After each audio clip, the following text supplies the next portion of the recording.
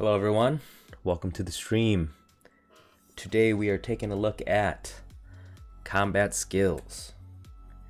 So day one we did exploration, alright.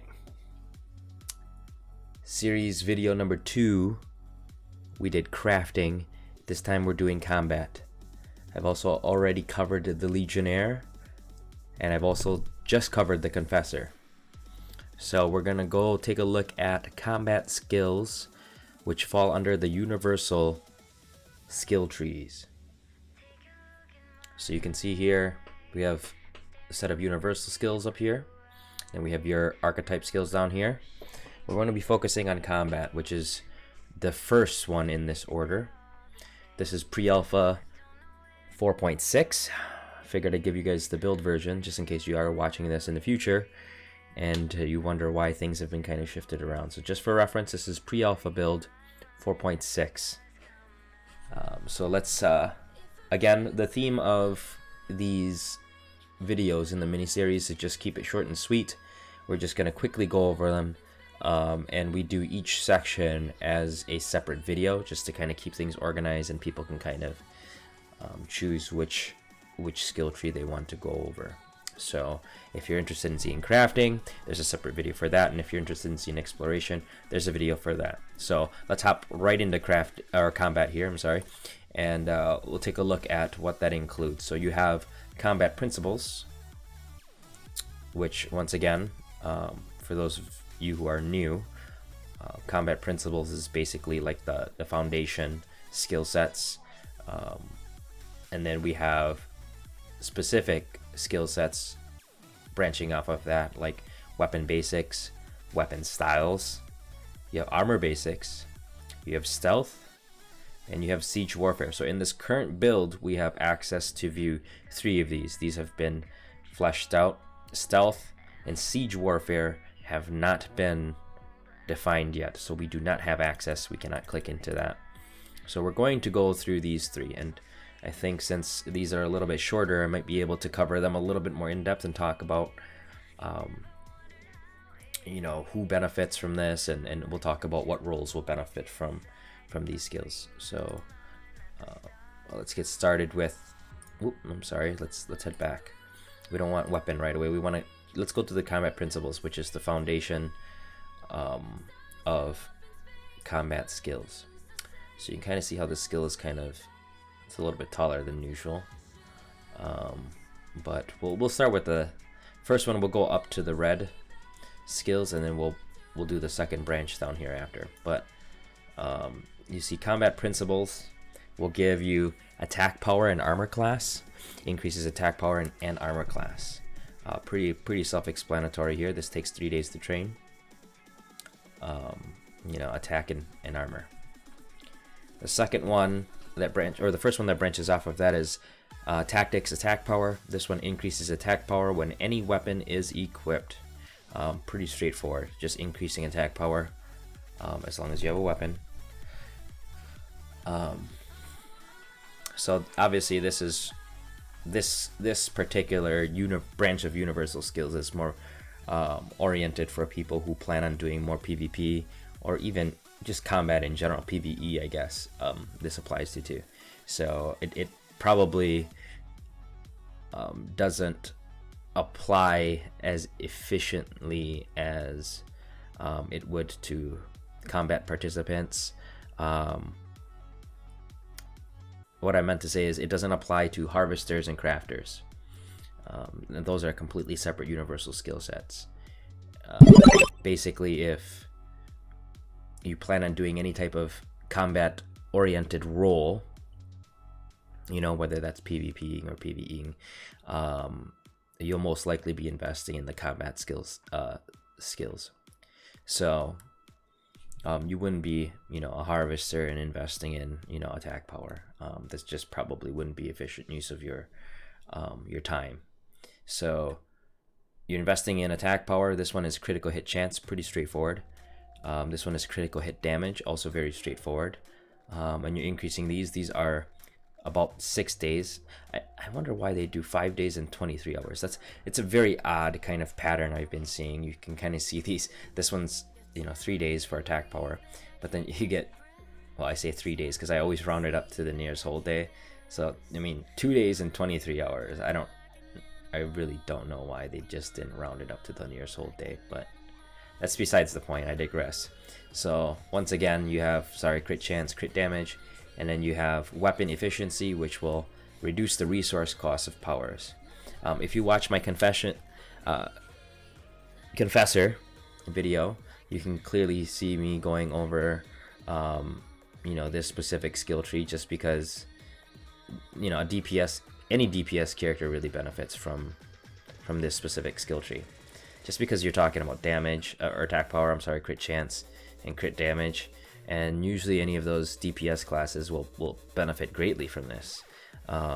Ranger, right? Confessor, and you think of any other DPS class, you Myrmidon, right now, the champion. So, you can technically spec up and play however you want to. If you truly wanted to be a harvester, and you really wanted to spec into combat points for whatever reason, you wanna be leather collector, for example. You need to be dealing damage to animals or creatures or whatever. So maybe you do spec into some attack power. That's completely your preference. You can play however you want to. If you wanted to be a healer and spec into damage, you can if you want to. This isn't very restrictive. Anybody can pick up any weapon, and anybody can skill up however they want to and play it that way if they want to. Is that efficient? Not always. A lot of people, like myself included, I like to min-max, so I'm going to focus on relying on the strengths of my role, and I'm going to invest in the skill tree that would be most beneficial to my role. So I'm sorry, with that being said, let's take a look at the next one. We actually have offense control. This increases the duration of any control effect, and the control effects will actually be stun, any of these effects. You have stun, you have your knockdown, you have your blind, and you have your slow. These are control effects. Increases the duration. When you actually level up, it doubles down on the duration. So this just in general increases the duration of all your control effects. And then if, for example, that your character stuns a lot, you might want to double dip into the stun duration, right? Which is, fantastic that you can do that. And you could invest in multiples, obviously. Stun, what is this? Knockdown, yep, you have blind, and you have slow. Now, the very last red option you have here is weapon damage. So increases minimum and maximum weapon damage when a weapon is equipped, and the duration of your suppress controls. So that's cool. Once you level up this, you can proceed to the very end. You cannot get to your mastery from these control effects. You can see there's no dotted line, it doesn't connect. So if you do want to level these, you have to kind of hit this dead end, and then you have to kind of backtrack, and at the very least invest in these points before you can get to weapon damage, and then weapon damage will allow you to get to principal mastery. So mastery is kind of a more well-rounded general stat. This takes 9 days to train, and it's you get attack power, you get armor class, you get offense, and you get defense. So increases attack power and all control effects, and decreases all control effect durations applied to you. That's cool. Let's go to the bottom branch. These are more combat principles. These are more stat related. So here you can see increase your pools, increase your max hit point by 10, your max stamina by 10, max mana by 15, and max rage.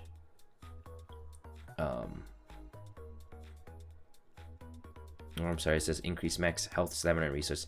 Those values, I'm not quite sure how they're going to reflect on the final.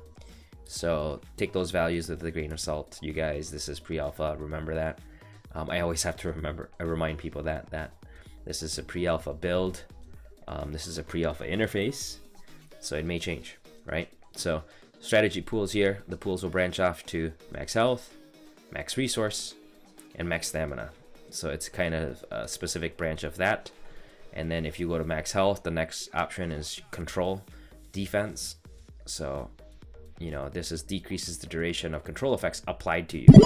So it's you know, you have kind of the opposite branch of this, right? This is increasing the duration of control effects that you apply, the red ones.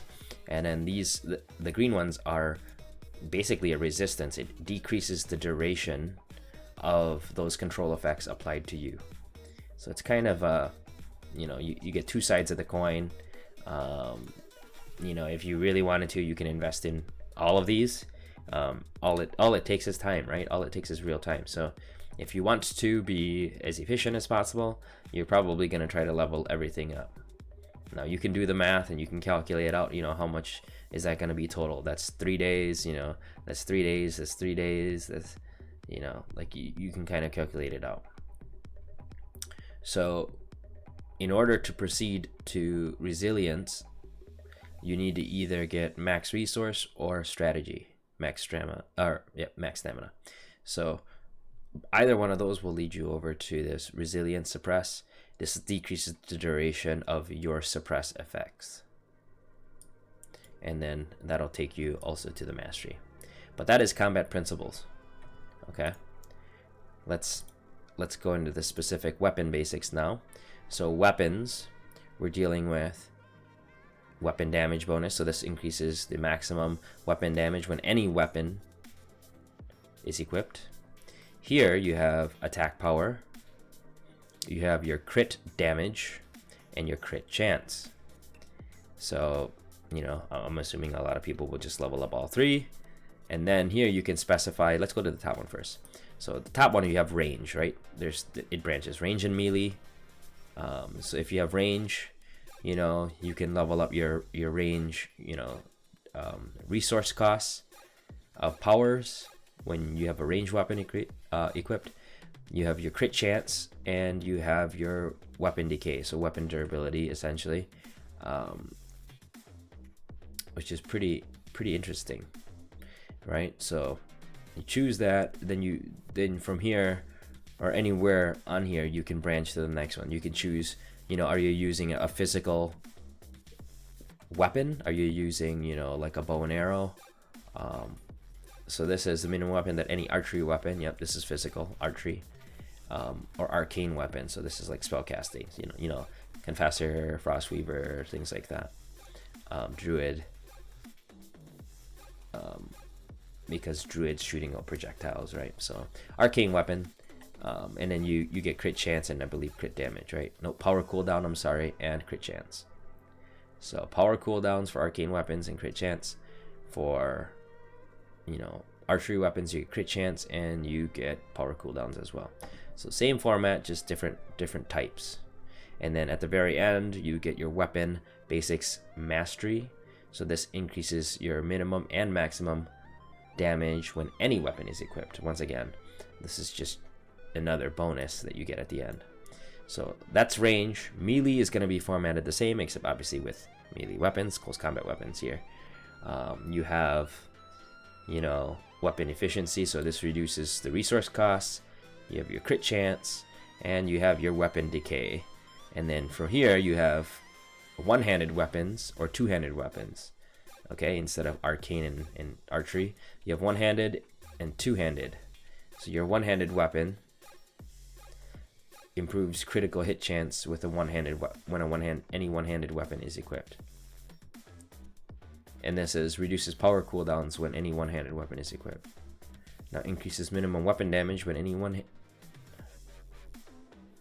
Now I wonder if that applies a independent stat to somebody carrying like dual wielding, for example, versus single hand wielding with the sword and board, sword and shield. So I mean, does the crit chance stay the same, or is a crit chance essentially applied independently from for each weapon? I would imagine that it's the latter, right? So if I'm dual wielding, you know, I have a 30% chance on either one, or whatever, you know, X% chance on either one, and those are independent of each other, right? and it all depends on your attack rate and all that stuff. If you're dual wielding, if you're allowed to, so that's interesting, something to think about, right? Both of these have, you know, crit chance and power cooldowns for one-handed and two-handeds. And then you see this one has a sub tree, which they're calling discipline. Weapon familiarity. So here you're kind of getting the exact same format, except they're allowing you to double down. So this increases minimum weapon damage. Yep, and you can see this is range. It's laid out almost identical, right? Attack power and crit damage. This is arcane. Yep. What is this? Crit damage and resource cost. Yep, this is archery. Yep, min max. And then this is crit damage and resource cost. Yep. So melee, we have attack power and crit damage. And you have one-handed and two-handed. Crit damage, reduce costs. Crit damage, reduce costs. Yep. Now this one here is power cooldowns. Reduce power cooldown. Any weapon is equipped. That's cool. And then the very last one, you have weapon competency. Once again, laid out exactly the same. This is just gives you now obviously as you're progressing through these disciplines in sub trees, you're getting more points. However, you're compounding on more points, but it's taking you, you know, a longer time. Compounding completion time for compounding point values, right, onto your total stat sheet. So this is 12 hours for the first, or I'm sorry, 12 days for the first stat, and then you get 12 for each currently, and then, you know, I'm sure it jumps, right? It has to 15 days. Yeah. These are all 12 days. Okay. But you can see that this skill tree is identical to the previous one and the one before that. I mean, you know, you have your range, you have your melee, you know, you have your archery. I'm sorry, you have attack power and crit damage. Yep, you have your archery and you have your arcane. Here you have your melee, and then you have, you know, attack power and crit damage, and then you have one-handed weapons and two-handed weapons, and then they each have, you know, crit chance and crit damage. And then the mastery is minimum and maximum damage is buffed, and then power cooldowns when any weapon is equipped, that's a buff too. So you can see there's 3 tiers for weapon competency, which is pretty cool. Weapon styles. So for weapon styles, you have, you know, even more stat buffs for minimum and maximum weapon damage. This is crit hit damage when any weapon, and this is crit hit chance. You have damage bonus against beasts, damage bonus against humanoids, damage bonus against undead. So you can kind of choose one. And then from here it branches to arcane, attack power, or physical weapon. So arcane or physical, these are both attack power. And then for each one you have, you know, crit damage, minimum weapon damage, and you have gain resource on crit hit when any arcane weapon is equipped, along with the X passive. Interesting. So it says resource on critical hit. That's pretty cool. Same with melee. You know, you crit hit damage, you know, min weapon damage, and then this is resource gain on hit, critical hit.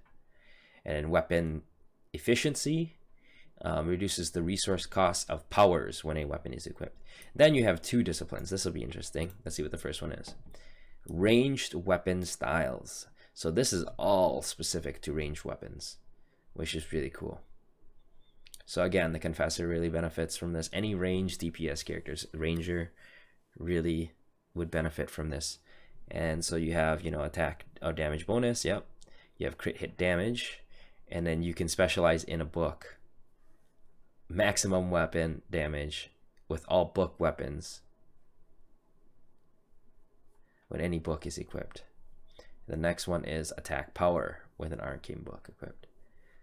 Then you have staves. Staves. Is it staves or staves? It's phonetically spelled staves, right? That's the plural of a staff. Staves. Yeah, I think so. Anyhow, you have staves and a two-handed stave. Yeah, this is staves. This is stave. Two-handed stave attack power. Interesting.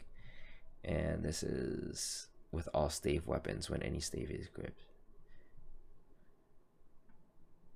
I wonder why they put two-handed stave. I mean, is there going to be a one-handed stave? That's interesting. Anyways, this is a gun? Oh, wow. Oh, yeah, I suppose pistol. Duelist has pistols. That's right. I almost forgot about that for a second. But this increases the maximum weapon damage by pistols, and then this increases attack power by pistols. Then you have your physical weapons, right? So this is crit hit damage.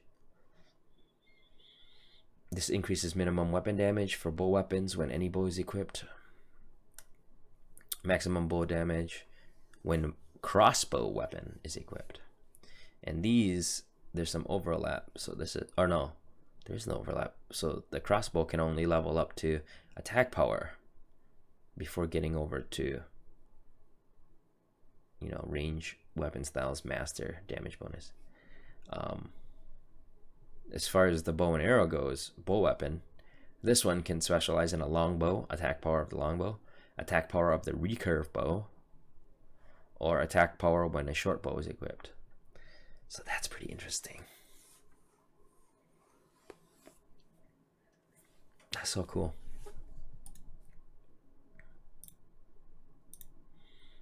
We got to choose the last discipline, melee weapons. So this is very similar to how the range weapon is set up, but this is more specific for melees, right? Melee weapon, you get crit hit damage. Crit hit damage will branch to maximum weapon damage when a frost cleaver weapon. Frost cleaver. Frost cleaver. Who uses a frost cleaver? Giant, I think. Could be wrong. Or maybe the frost weaver. Frost cleaver, frost weaver. I don't know. Interesting. We'll see. Increases the attack power of two-handed frost cleaver is equipped. Okay. This is damage bonus when any melee is equipped. This is crit hit damage when a melee weapon is equipped. And those melee weapons would be daggers. So this is maximum weapon damage for a dagger. You know, max weapon damage for swords, axes, pole arms, maces. Sweet. And for each of those, they have attack power and attack power. Oh, for a dagger, there's a long dagger and a short dagger. For a sword, there's one-handed sword and two-handed swords. Axes, you have, you know, one-handed axe or a two-handed axe.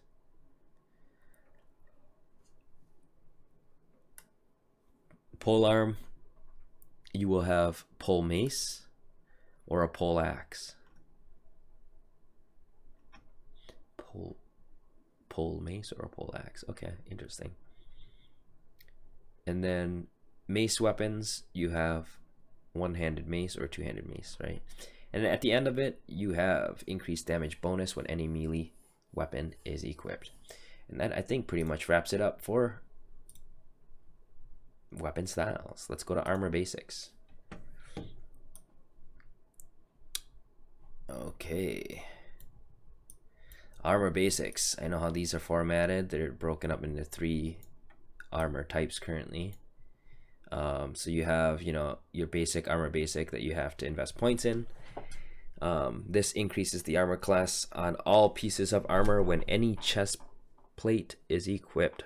Armor class increases all mitigation bonus types to all equipped armor pieces.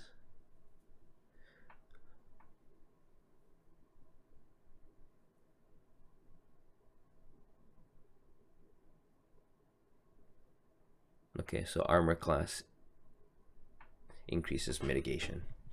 Okay, so the top one is leather. The middle one here is, the middle one here is mail. And then the bottom one is plate. So there's mail, plate, and leather. They all have the identical branch. So I'll try to go through one in depth, and then we'll review and make that comparison. And then we'll cap it off by looking at the discipline. So let's start with mail, since it is in the middle here. Mail, or leather or plate, all of them are going to have protection basics from elemental. So elemental mitigation, and this is physical mitigation, an all-equipped armor when you equip the chest plate. So physical, elemental is broken down into fire mitigation, ice mitigation, and electric mitigation. Physical is broken down into slashing mitigation, crushing mitigation, and piercing mitigation. And all of those converge to male basics mastery. And here it just increases the armor class regardless. So another awesome, just generic node. At the very end, you can increase the maximum health with any chest plate.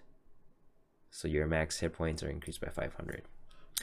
Okay, let's go to leather. Leather has the same thing, elemental, physical, and exact same, like the type of arcane, or I'm sorry, elemental. Yep, the type of elemental damage you see here is fire mitigation, ice mitigation, and lightning. And then once again for physical, it's going to be slashing, crushing, and piercing. And that's the same case for plate. Let's go into the next discipline. Armor familiarity. So this is kind of like tier 2 armor specific tree. Once you get past the first one and complete that first one, it unlocks the second one, I'm willing to bet. Here you have your armor class.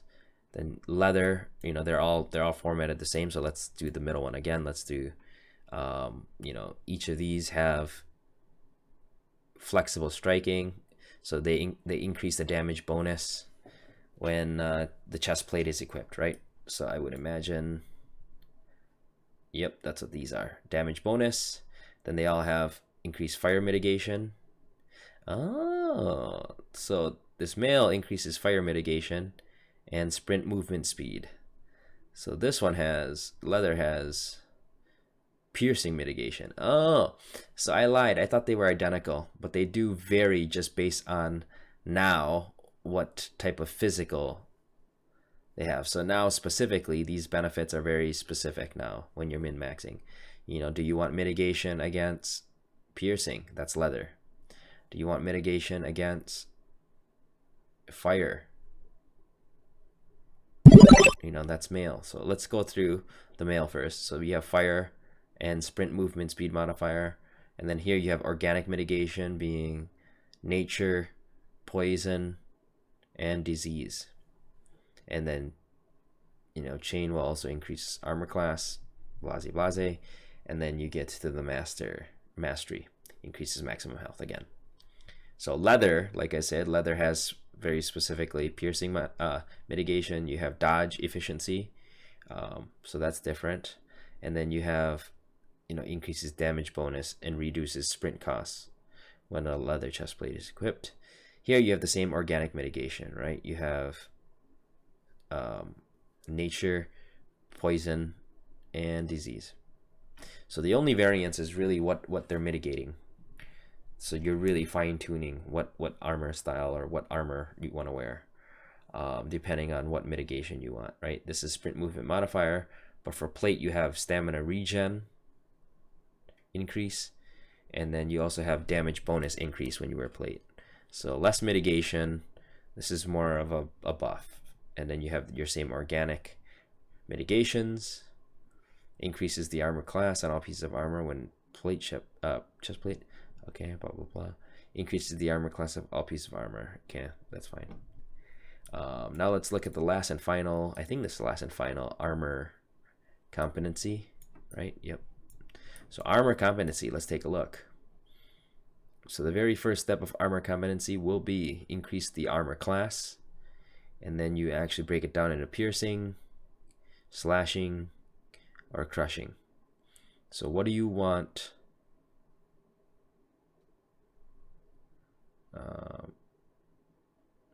Oh, so now it increases your armor penetration. So this is like when you specialize in armor, you can increase your armor penetration. That's cool. Then you have your 3 types. You have your leather, your chain, and then your plate. Let's go to the top this time. With leather, you know, I believe you have protection from elemental again, and then you have physical mitigation again, slashing, crushing, and piercing, and then your organics, you know, you have your nature, your poison, and your disease. I would imagine everything else is formatted the same, but let's verify. You have elemental, correct. You have physical, correct. Yep. You have fire, ice, lightning, correct. For physical, you have slashing, crushing, and piercing. Organic, correct.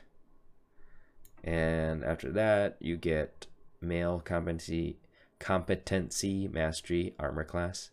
So increases armor class on all armor when you have male chest piece equipped. Now the very last one increases maximum health when any chest plate is equipped. That one's a nice hefty amount. And then for the bottom one, plate, these look the same. Fire, ice, lightning, slashing, crushing, piercing. Yep. And then organic, it's the same, right? Yep. Nature, poison, and disease. At the very end, the master maximum health. Okay. I think that's it. So armor competency. Okay. So we cannot access stealth, and we cannot access siege warfare. So when that comes out, you know, I'll probably update, shoot an update out. I'll probably tweet it out or something. But yeah, that's it for combat. I know it seemed a little cut and dry, but that's combat for you, right? They haven't, I guess, felt the need to kind of spruce that up right now. However, you know, anything goes between, you know, pre-alpha 4.6 now and actual launch. So I'm just kind of giving you guys a quick overview here, just so that we're not, you know, I'm not streaming for 2 hours and you guys have to kind of watch me get to the point. So once again, this is pretty short and sweet. We're at about the 33-minute marker, maybe a little bit longer, 35 minutes or so. But, you know, hopefully you guys enjoyed it. Hopefully you guys learned something. And if you're interested in more of these videos, I typically stream 8:30 or 9 o'clock Central Time. Feel free to join. And tomorrow, I have a couple options in mind. But we might do an FAQ pertaining to Crowfall. I might pick out some questions and answer some of those questions from a player's perspective,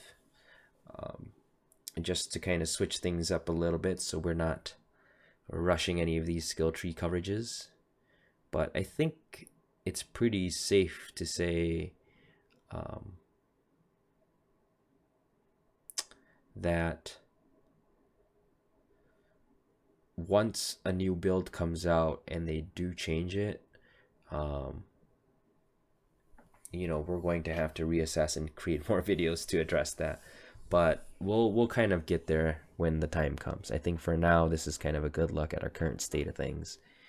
And yeah, that way, for those of you who haven't been able to get on or who kind of want to see a more in-depth look, or even if you have been on, maybe you haven't given it much thought to the other skill trees. But you know, the whole reason I started this mini series was just to be more knowledgeable in general. So in order to be a good player, you should be knowledgeable of everything related to the game. I mean, if you plan on being, you know, competitive, or you plan on playing it a little bit more hardcore than somebody playing it once a week, right? A casual playing it, you know, a couple days a week. If you really want to be a good PvP player, You have to do your homework. Um, you know, I can't just play a class that I like, an archetype, sorry, that I like, and only that, and not look at all the other classes, and you know, like, you just don't know what they're doing. It's the same with skills. So you're not going to, you know, you're not just gonna jump into the game blindly and decide one day, hey, you know, I kind of feel like doing combat, and then you start harvesting. You know what I mean? You start harvesting, and that's all you do after you decide you want to do combat. Like, that rarely ever happens. I think people typically know, like, or have an idea. Um, or maybe I'm wrong. Maybe it does happen more often than I think. But you know, I would like to think that, I guess, a game like this, it's probably beneficial to know, you know, or have an idea on, you know, how you would like to play the game. You know, whether you are trying out little things here or there, but I guess my point is, you know, you're not going to invest, you know, a year of real time to complete your, um, you know, exploration, aka harvesting, like, subtree. Like, you know, you started focusing on harvesting ore, and then, you know, a year later, after you've invested all that time, you're like, you know what, I think I'm just gonna hop into PvP and see how that goes with that character. I mean, it's gonna be kind of tough, right? So I guess the only other way is to start your, like, can you change, I mean, your focus? Absolutely, you can. And I've done that in alpha, but I think it's highly advantageous for you, for people to see these type of walkthroughs and decide for themselves, you know, ahead of time. Maybe even plan ahead would be advantageous. Um, so it is possible. I take that back. What I said, oh, you know, it's not very likely, but you know, I can actually see a lot of, like, casuals, or a lot of people who are just new in general to Crowfall, and just hopping in and kind of shooting blindly, but they're gonna kind of have an uphill struggle if they don't do their research ahead, just simply because people are gonna, I mean, I already know multiple guilds playing right now in the pre-alpha who have gotten the majority of their guild hopping on over to Crowfall, and they're already scrimmaging, they're, you know, they're planning their theory crafting, they've already got their primaries and secondary and tertiary alts picked out, and it's just, that's just the way it is right now. So knowing these skills are extremely beneficial for people. Sorry I went off on that tangent, but we'll go ahead and cut this video off. That was just a handful of minutes of me talking about what the current situation is, and from my perspective, what I'm kind of seeing, and just the benefits of kind of doing your research, right? I don't know, don't take my word for it. Hop in and see how that works out. If you're just blindly shooting in the dark and not knowing what's going on. If you have access, you already have an advantage, you know what I mean? Just because you can actually test out what you like and don't like ahead of time. That way, day one comes and it actually launches, you already know, you know, hey, you'll at least, at the very least, you'll know, hey, I really didn't like this, or I didn't really like that. You may not know exactly, some people may not know exactly what they like. You know, if they're only playing a little bit, they may not have tried everything. However, anybody who has a chance to play, or who has a chance to watch content, I mean, in today's day and age, you're able to just Google anything, or YouTube anything, really. But yeah, I find that's kind of the main driving factor of doing these mini series, is to help inform people, just to kind of showcase the game too. I'm really excited for the game, but you know, first and foremost, I like to provide some type of information to people, and hopefully help them make the choice that's right for them, whether that's PvP, whether that's crafting, or whether that's exploration. You can focus on any one of those things and be wildly successful on Crowfall, if you put in the real time to level up these skills. So choose wisely. This is real time you're investing in, and it's a very, very hard resource to get back. You can't get back time that you invest, but you can reinvest and change your directions. So thank you for tuning in. I will see you guys tomorrow, if you do decide to join us, 8:30 or 9 o'clock Central Time, and we'll see you then. And maybe we'll go through a Q&A video, like I had said. Hope to see you guys there. If you guys have any feedback, go ahead and drop me a comment in the section below. I've been getting some pretty good feedback.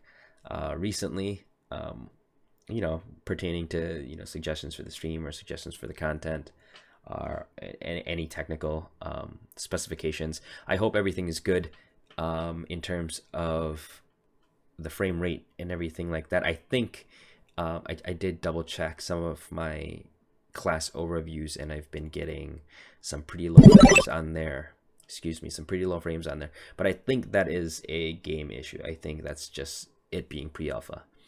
And so I think reviewing these kind of skill videos that I've produced, these run pretty smooth. So I think the frame rate is pretty good. So I'm convinced that it is just kind of in-game, the engine kind of running, and the CPU usage is still a big problem in pre-alpha. So I know they're looking at that, and eventually it'll get addressed. But